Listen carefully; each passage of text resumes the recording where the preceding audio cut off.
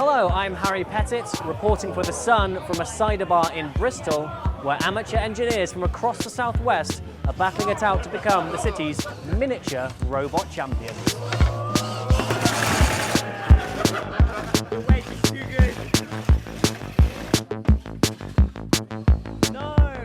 I was a student at the university.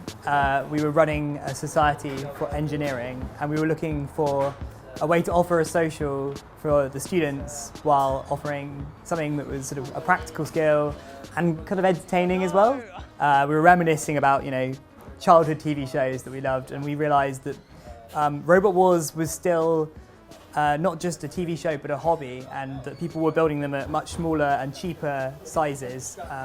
So we cracked off doing beer pizza and small robots as a bit of fun at university, and it's just kept on going ever since. I've not been able to stop now. Typically you have a time limit. You have 2 or 3 minutes to either completely knock your opponent out, so stop them from maybe being able to move, or knock them into the pit, which is a big hole in the arena. So you can kind of be tactical and try and shove them in the pit, or you can try and tear them to pieces. That's sort of the 2 main ways of winning a fight. You'll get at least 3 fights, and the highest scoring teams will be going into the finals. Ooh. The most popular way to damage a robot is with a spinning weapon, so kinetic energy. We also have axes, so the old school over the top. Flippers, to try and throw your robot away, and then kind of grabbers is the other one, sort of grabbing and corralling the other robot into the pit is sort of the main weapons you'll see. A really fun robot type we've seen coming up more recently is the suplexing one, which is where you grab like this and then kind of throw them sort of over you. Flamboyancy is what we like to see in our events, so people go for the showmanship with the robots.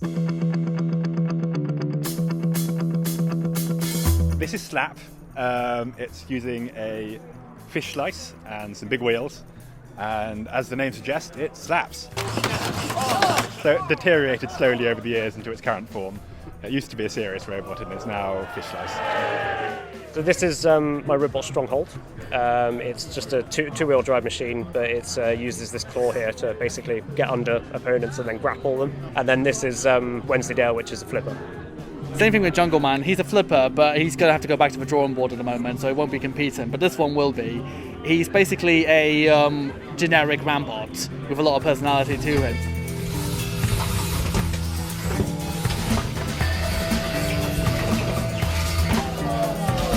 We have a deficit of engineers. We have more engineering jobs than there are people studying it.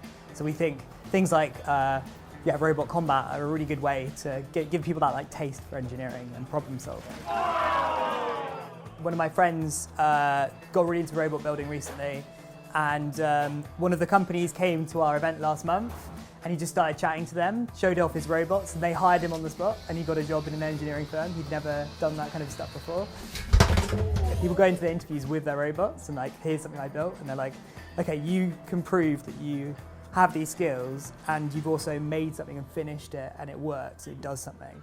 And those are really good, employable skills.